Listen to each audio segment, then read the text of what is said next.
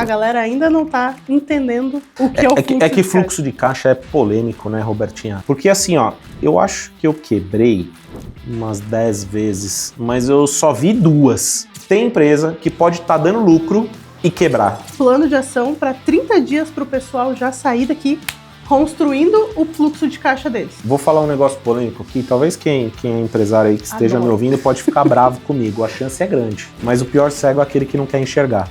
Quais são as 3 frases que tu mais ouviu e que tu pensou assim, ih, pode dar problema no fluxo de caixa? Meu, tô faturando pra caramba, mas eu não tô vendo a cor do dinheiro. Anota tudo que entrou e saiu. Marcelo usava isso, falava, repete comigo, eu amo os números e os números me amam. Cara, você precisa amar os números, porque isso é gestão. Você sabe que dia que é, sabe quanto é, tem espaço de tempo para gerar esse caixa. Fazer gestão financeira não é ficar pagando conta, né? Pagar conta é uma das atividades que você tem dentro da área financeira.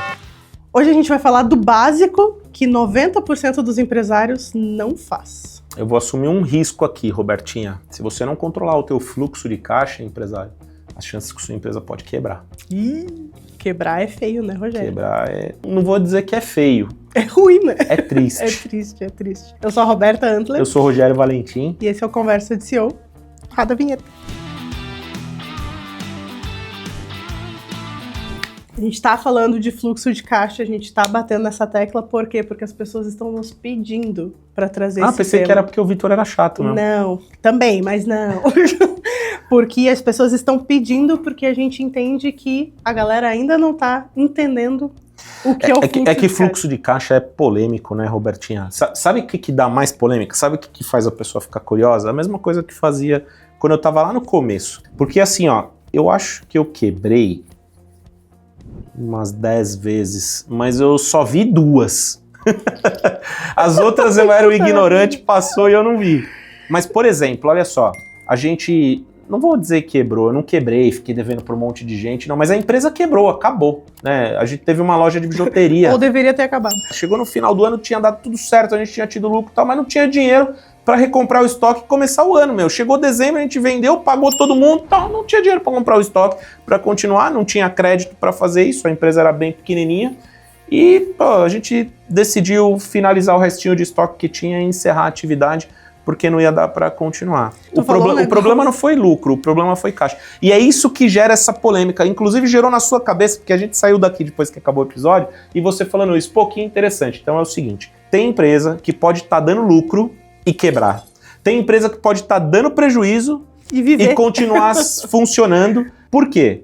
Porque o que manda em tudo, por isso que tem o Marcelo que fala muito essa frase, né? Olha só, faturamento é vaidade, lucro é sanidade, caixa é rei e gestão é a rainha. Então, por que caixa é rei? Porque o caixa vai determinar se tua empresa continua funcionando ou não continua funcionando. O caixa determina se você tem fôlego para resolver o problema de lucro ou não. Porque às vezes você está dando um baita lucro, mas não tem dinheiro no caixa. Não tem dinheiro no caixa, você não faz compra. Você não paga os boletos. Então, assim, ó, deu lucro. Você comprou por 10, vendeu por 30, vendeu um monte, só que você vai receber daqui 90 dias. Aí você tem boleto para pagar hoje, você não paga, deu problema. E tu precisa ter para viver o mês que vem, né? E exatamente. Mês, né? Então, mas tu falou uma coisa que é excelente, que o Rogério falou a frase que eu ouço 90% das nossas mentorias. Tá tudo bem.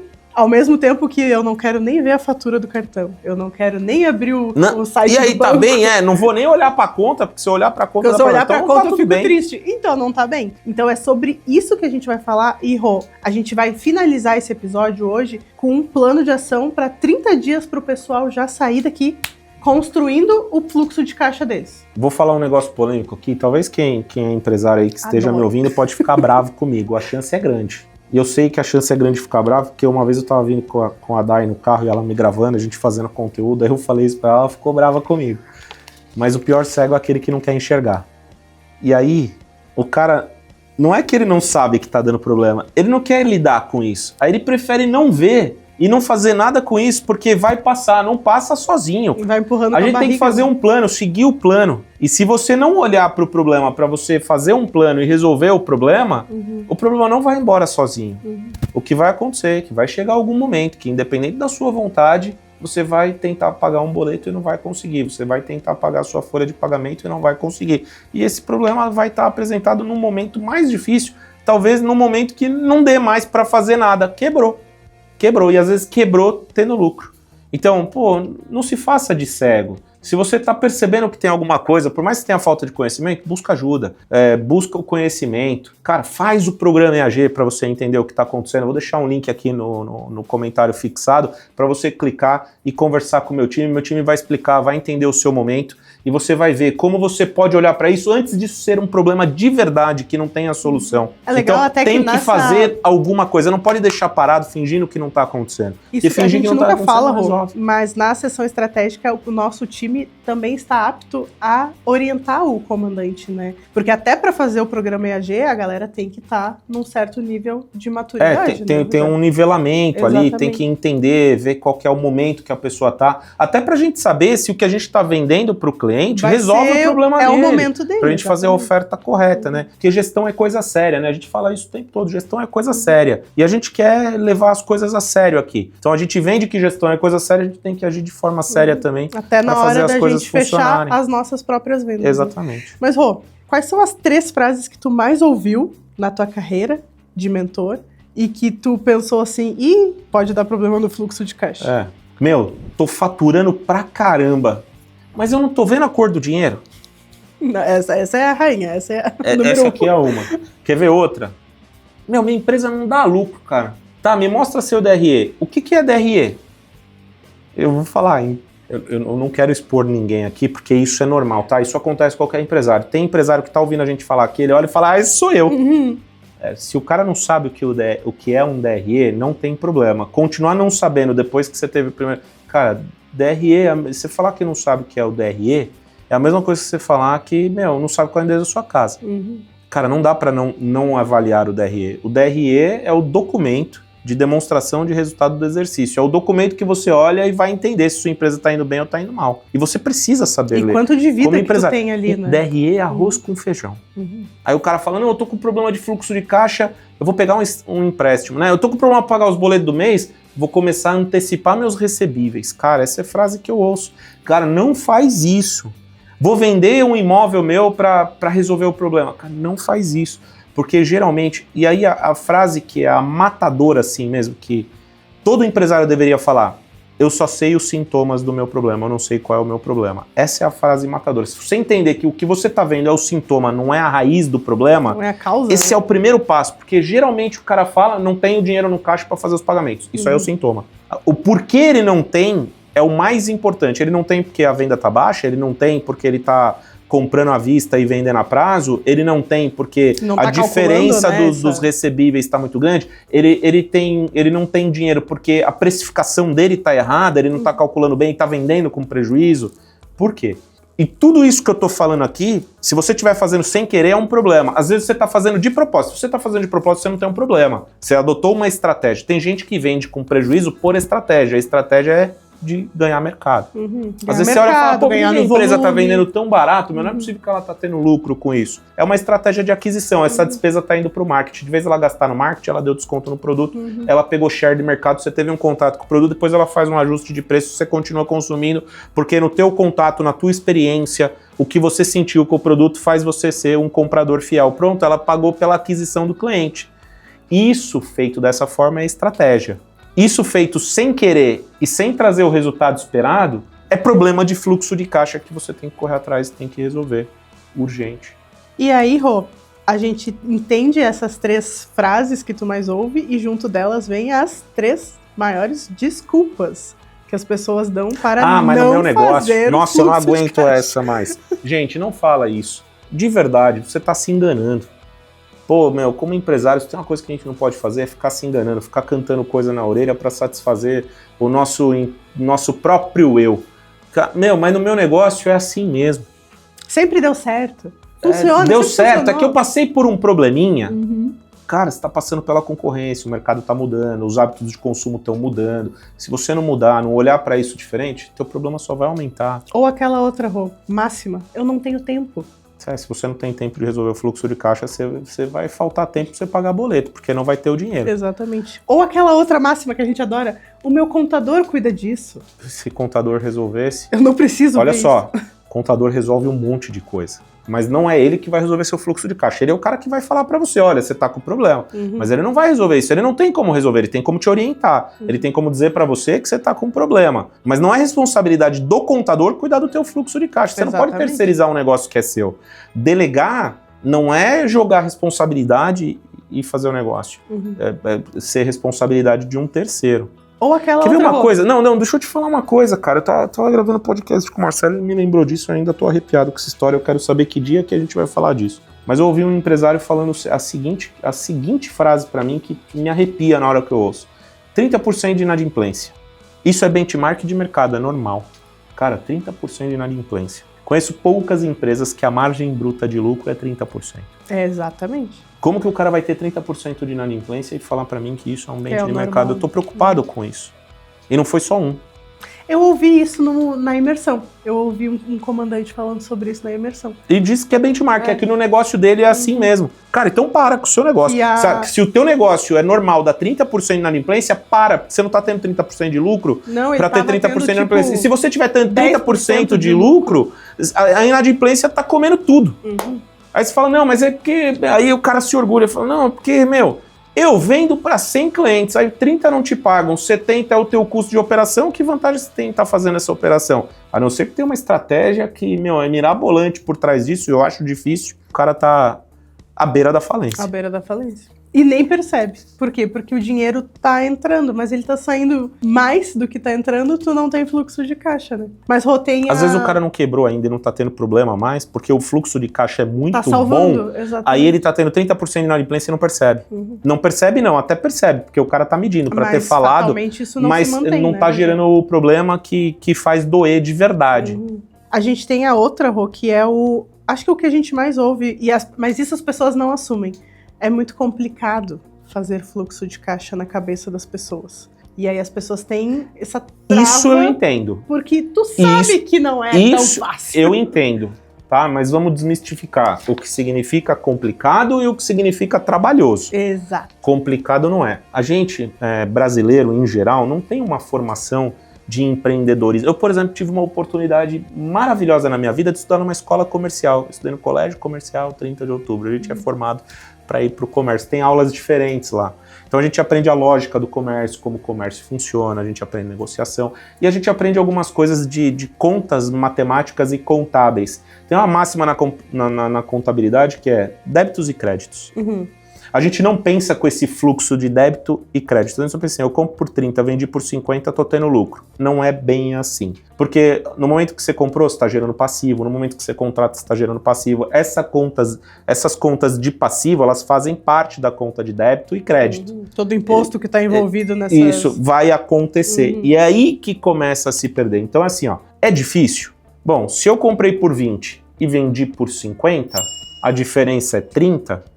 Não é difícil fazer essa conta. É que é muito trabalhoso, porque você compra muita coisa e são muitas contas para fazer. Então, eu comprei por 30 e vendi por 50, eu tenho imposto, eu tenho despesa com venda, mas a gente tem que praticar.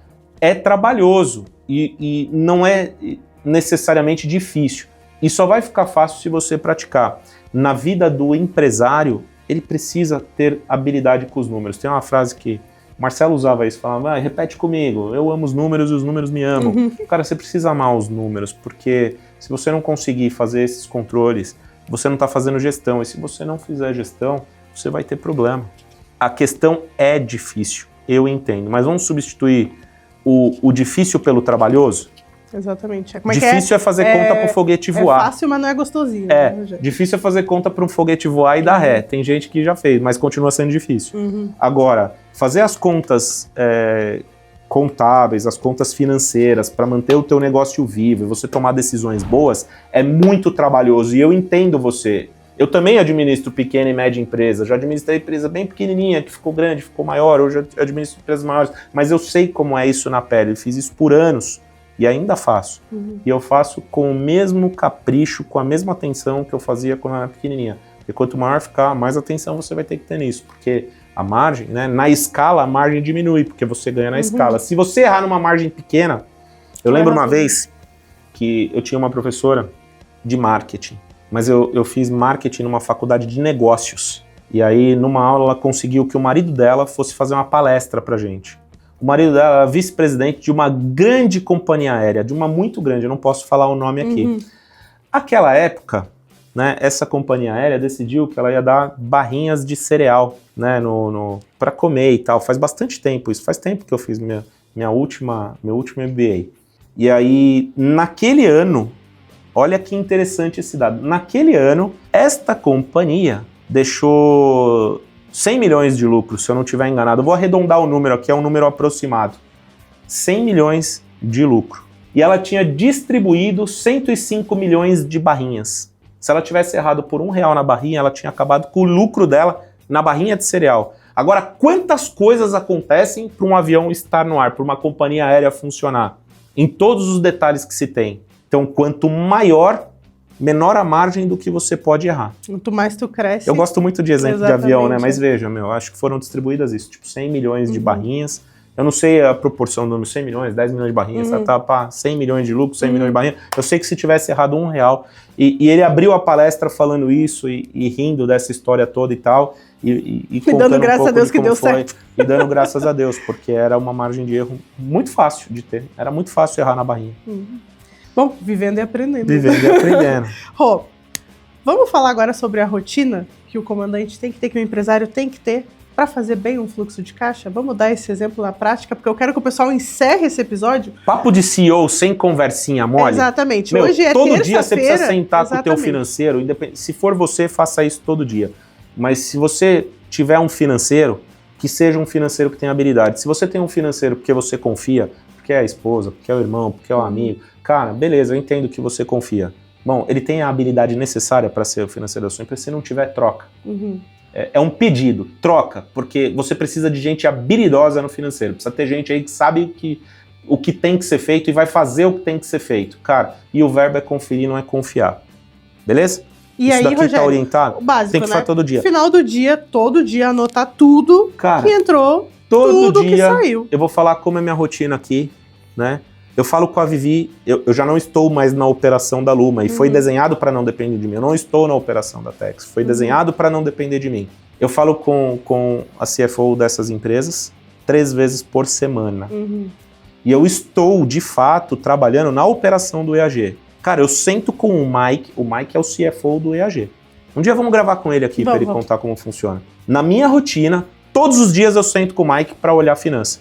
Independente do que seja, pequenos detalhes. Porque finanças é importante. Então, todos os dias, pelo menos meia hora do meu tempo é dedicado a olhar. Meu, o que tem, como tá o orçamento, chegamos aqui, captamos o dinheiro do jeito certo, colocamos o dinheiro na aplicação certa, usamos o dinheiro da forma correta, pagamos tudo dentro do prazo que tinha que pagar, tem algum problema aqui, devoluções. Eu sempre estou olhando para os dados financeiros. Cara, segunda-feira, quando a gente faz a reunião de radar, no financeiro, para mim, não existe nenhuma novidade. Toda segunda-feira tem a reunião de radar, mas não tem novidade financeira, porque todo santo dia, nesta operação onde eu sou o CEO, eu olho para finanças todo dia. Então, e o que o time do Mike faz? Anota tudo que entrou e saiu. Gente, não precisa ser não precisa, né? Sistema. Inclusive, você usou um termo legal. Anota, a gente usa sistema, é óbvio. E tem sistema baratinho de todos os tipos, para todos os tamanhos até de gratuita empresa, na internet, tem de tudo. Exatamente. Cara, precisa fazer os controles, que é o que a Roberta tá falando de forma bem simples, anotar, precisa ter todos os controles, a gente tem os controles. E aí a gente tá olhando o que tem por vir, o que a gente tem para pagar, essas contas de crédito e débito. A estratégia financeira da empresa é o coração, né? E a disciplina, né? Isso é uma coisa que o programa EAG ensina. A ter a disciplina, porque isso aqui é um trabalho de formiguinha que lá no final do teu mês que tu vai conseguir ver o resultado. Só para voltar só para voltar numa frase aqui, eu já vi empresário falando, finanças não é a minha praia, eu não gosto de finanças, eu deixo lá com o cara e eu vou fazer o que realmente importa. Cara, pode até não ser a sua praia, eu não espero que você seja contador, eu não espero que você seja um economista, porque às vezes a tua área de atuação não foi essa. Mas finanças tem que ser a tua praia. Você tem que fazer um trabalho de finanças dono de empresa tem que se envolver, não Cara, tem se você for o dono da sua empresa e o teu papel é ser o CEO da tua empresa, o diretor, o gestor da sua empresa, cara, você tem que olhar para finanças todo dia. Todo dia é um pouco de dedicação. Exatamente, e dá trabalho, eu não tenho tempo. Grande, Poxa, se você não tem tempo de olhar para as finanças, para. esse é um tempo que tem que ter. Faz o EAG para você conseguir esse tempo. Se não tem tempo, isso é um sinal de alerta. Porque isso é uma coisa muito importante que não pode ficar sendo preterida para outras coisas, né, Rô? E aí a gente tem que falar sobre não dificultar a vida. Gente, vai anotar, vai fazer a planilha. Tem que ser categorias simples, fáceis, porque vocês estão o quê? Começando a se adaptar nesse processo, né?